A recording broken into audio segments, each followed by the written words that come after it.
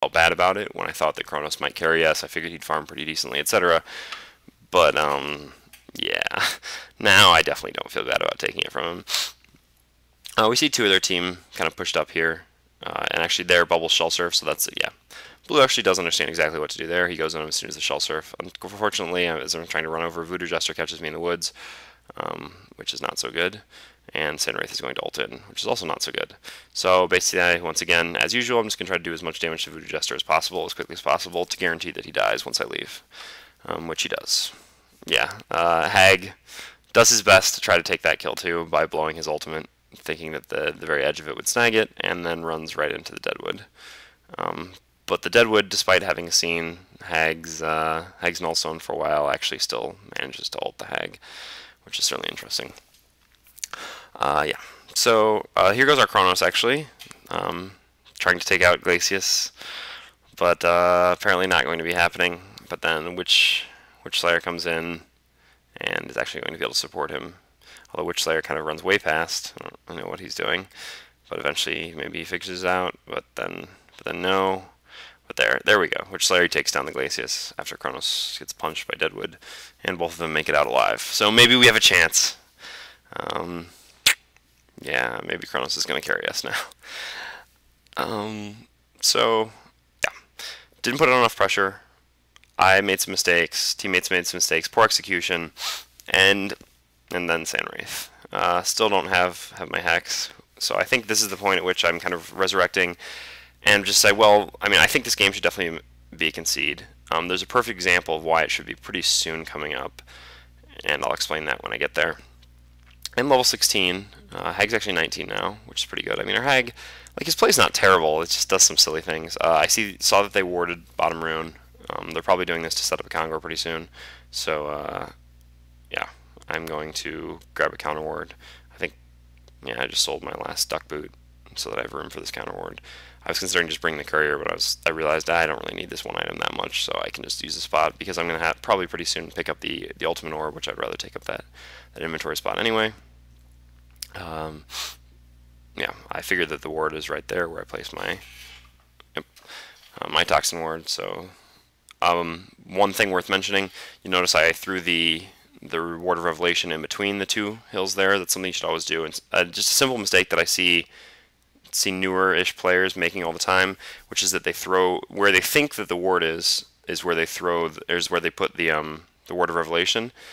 And I mean, that's all right, I guess, if you Hag actually maybe getting away. No, then not gonna get away. Yeah, but don't worry, he's gonna complain about it. Map hacks are ults, I'm sure. Yeah, he complains about both of those a lot. So throwing the ward in between both, yeah, see here we actually can see the Sandwraith running up. So my teammates should be coming with me to try to catch him, but actually they're just farming creep wave, which I find interesting. I called for them to come kill this guy a while ago, but yep, now Orange is actually finally coming.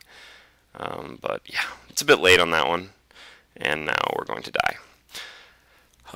Orange actually should be able to finish him off by himself, though, with my dots. Yeah, there we go. I don't really know why my teammates didn't come there. I made it pretty clear that we should catch Sandwraith real quick, but they didn't. If they just both come, we would have been able to kill him, quickly enough. But unfortunately, that's not the case. And now my team is probably all going to die. Oh, actually, Empath throws out a great wall. The ability is pretty imbalanced. Not that I think Empath's imbalanced. I don't think he's that strong, but not too bad. And then Kronos actually does finally, get his kill before dying on Glacius. But yeah, so team just needed to react more quickly there. We could have picked off Sandwraith, which actually would have given us an opportunity to push mid, but instead we don't pick off Sandwraith, don't push mid, and yeah, the game's basically over, which is why I try a concede vote again. But yeah, so as I was saying with the ward, just place the Ward of Revelation between the two points that you think the ward site could possibly be at. That way, because the 800 radius of true sight that the ward gives will see the ward in either spot, as long as you can somehow get vision of it, which isn't too difficult to do. If you're a range here, you can just stand on the hill and attack from there usually. In my case, I was just able to throw a ward up there. So that's that. See a bunch of farm going bottom. So I'm actually just going to go get that. I really want to finish my Hex, like I was saying. So this is the point where I just decided, all right, well, whatever. I don't really care what my team's doing. I'm just going to go farm bottom. Unfortunately, we don't have a ward down here, which is going to make it pretty easy for me to get ganked, which is something I've been thinking about while sitting here, or while farming, so I'm going to kind of try to pay as much attention to that as possible. I think one of my teammates actually might be going to place a ward now.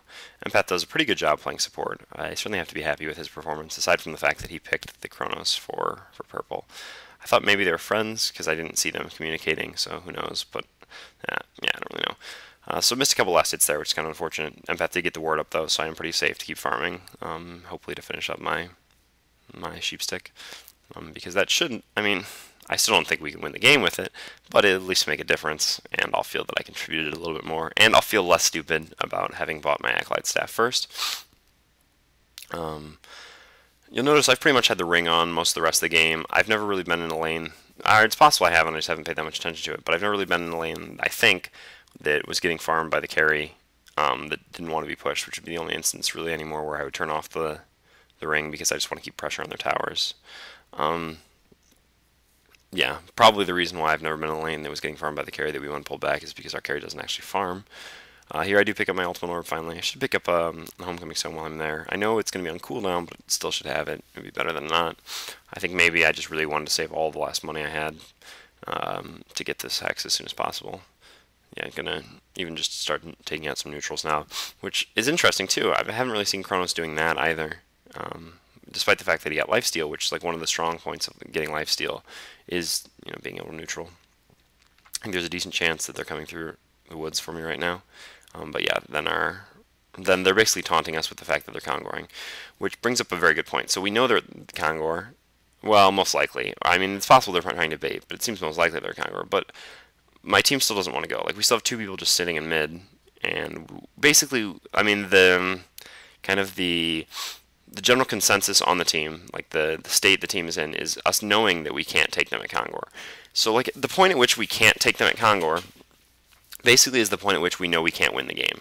Because if we know where they are, we can initiate on them, and we still can't kill them. Like, and this isn't an instance of, like, them having, Hellbringer or something. They can easily turn, something like that, which is kind of a little bit better excuse for not being able to take people at Kongor. Yeah, as I'm typing out right now. We're playing like we can't win, so why aren't we conceding? Because the point at which you're playing like you can't win, you really shouldn't be here anymore. Because you're not, I mean, your heart's not really in it anymore. Kind of morale's bad. And morale's bad for a good reason. I really don't think we can win. Chronos does get off a pretty good ult here that catches a reasonable amount of their team, which fortunately sets up a pretty good ult for me. Again, just trying to dot up multiple people because I know my ult will finish them off. So I was able to get both Voodoo Jester and Glacius there. Again, just kind of always trying to be effective with getting toxicity up on multiple people in fights when possible, especially, like I said, when I have my ult, which I know is going to do so much damage but can't actually be lethal. I just want to get that lethal dot on there as well. Fortunately, I now have enough money for Hex, but, I mean, it doesn't really matter. Sandwraith is just getting more kills, and our Chronos is really just not doing anything. So, yeah. Going to go finish my Hex up and keep praying to the gods of Han that my teammates finally decide to concede. And I don't think that I like to concede too early. I'm not a huge complainer, I don't think. But like I said, this game, I mean, there's just not much of a way we can win at this point. And I assume by now that the Sandwraith probably going to permanently have enough money for buybacks, at least for a while. So even if we were to somehow get lucky, pick him off, which I don't really think we can do, although Hex would certainly help with, even if we do manage to do that, they don't get teleports, which is also a difficult thing to imagine because they have two of their tier 2 towers left, including the one up top, which is the important one to kill so that they can't teleport to him if we gank him in the jungle. We also don't have jungle wards up, obviously, because we haven't really had the opportunity to be aggressive and cross the river. So all these things just kind of stack up to us not really being in winnable situations. A winnable situation, which is why I think this game is a concede at this point, and I don't really see a possibility of us getting out of here. So I'm basically just going to keep farming. Like, this isn't really what Slither should be doing at this point in the game, so I just want that disclaimer now. I'm basically just doing this because I don't think there's anything else I can effectively do very well, and I think this game is basically a waste of time at my point. Waste of my time at this point. So I don't think this was a bad game to cast, though, because, like I said, it was even for most of the game. Unfortunately, I guess that's just the thing. Like, you can't have a game that's even for most of the game, and Sandwraith is in it. Because if you do, you're going to lose. Yeah, so still, I mean, showed what not to do against Sandwraith, although I think a lot of people, based on the amount of complaints I've seen on forums and such about Sandwraith, already understand how not to play against this team with Sandwraith on it. So I guess maybe that's not saying too much, but yeah, I guess it's still, I hope, a reasonable game, better than one-sided pub stomps. And at least I can prove that I finally didn't cherry pick a game. So I picked a game in which we lost. Although I guess it's a game that I did pretty well and that we lost, so who knows. But I mean, I certainly didn't do as well as Hag did. I certainly wish I had his KDR right now. Although I'm not exactly sure what his score is, but I presume it's got to be awesome. Here, Sandwraith ulting, just going to move back a bit. I'm sure I can get away from him with my slow now that I have Hex. But he doesn't ult in, or he doesn't come in on me anyway, so not a big deal. I'm not super worried about it.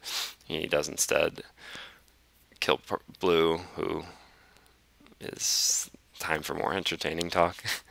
I don't like. Sometimes it's hard to tell whether these people are being serious or just trolling. Because when people are saying stop map hack, like, you have to know that that's not really happening, right? Who knows? So now they're pushing top. This actually begs a pretty interesting question, because I'm actually going to try to defend it now, rather seriously, like by stacking wards and stuff like this, which kind of, is a pretty effective way to slow down a push. But why am I doing this if I want to concede? Well, I mean, I'm still not going to... I mean, it is a 45-44 game. I guess it's not completely out of the realm of possibility of winning. So maybe if we can get a successful defense, we can turn that into a push. I mean, they have a token, so it's pretty unlikely that this is going to happen. But, I mean, it's still worth trying. Not being a baby about it, I guess, is the best way to put it. So yeah, just going to stack up wards at the tower because this can defend and push pretty effectively. And Beth does actually get a really nice wall off there. And I hex him, trying to get just as much damage out as possible. Unfortunately, I was just a little slow to react. I didn't really know that Empath would be throwing out that wall, but I should have expected it. Here comes the ult in on Empath. Unfortunately, my hex is down, so I can't do anything to save him. Yeah, so Empath is now dead, unfortunately. I'm just going to keep stacking wards. Definitely can't venture out of the base. Although we do kind of see them moving towards mid thanks to a well-placed ward. Hex is still off cooldown. We have no way of stopping the Sandwraith. Or the Glaciers from teleporting out. Maybe we will catch the bubbles, though. Who knows? Yeah, just going to kind of follow along from behind, hope that something happens. I don't really know exactly what, but something. I don't think Sandwraith has his ult, so I don't think they can really turn this on us. And they teleported back a while ago, though, so who knows. Yep, it turns out Sandwraith does have his ult, so I'm just going to do what I can real quick. Once again, throwing out my ult, then all the damage I can. I didn't want to hex Sandwraith, I guess, yeah. Well, that's the game anyway. I didn't want to hex Sandwraith until I knew it was the real one. I could have just hexed the illusion, I guess, to remove the possibility of him coming in on me, but no. So that's basically the game. You can see, yeah, Cronus' gold per minute, 202.8. Mine was actually the highest on the team, which is not so good, especially considering that I farmed pretty poorly through the mid game, and I wasn't really that big of a presence. But yeah, so